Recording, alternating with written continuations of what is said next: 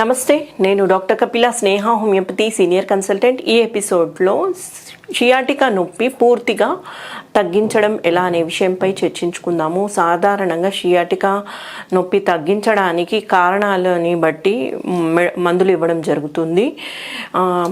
Sciatica అనేది disc సమస్యల వల్ల రావచ్చు, లేదా నరము ఒత్తిడి వల్ల రావచ్చు, లేదా మనకి కండరము గట్టిపడడం వల్ల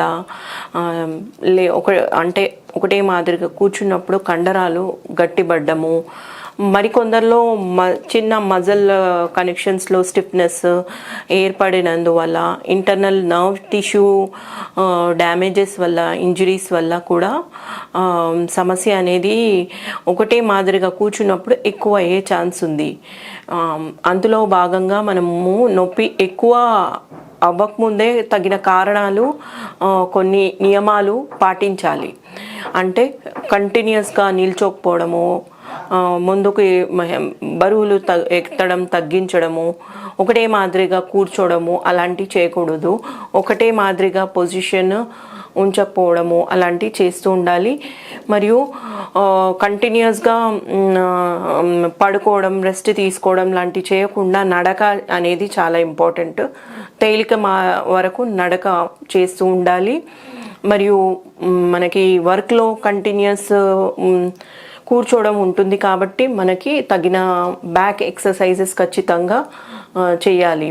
అంటే నీ హ్యామ్స్ట్రింగ్ స్ట్రెచ్, నీ చెస్ట్ పొజిషన్ ఎక్సర్సైజెస్, మరియు కొన్ని లంబార్ క్యాట్ క్యామెల్ పోజెస్, భుజంగాసను, కొన్ని అలాంటి ఆసనాలు వేస్తూ మనం కండరాలని లూజన్ చేస్తూ ఉండాలి.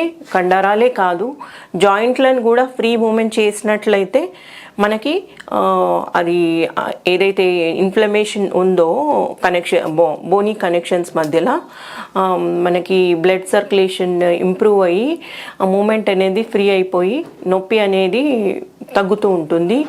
సాధారణంగా నొప్పి వచ్చినప్పుడు ఏం చేయాలి? నొప్పి వచ్చినప్పుడు రెస్ట్లో ఉండాలి, అలైన్ చేసి రెస్ట్.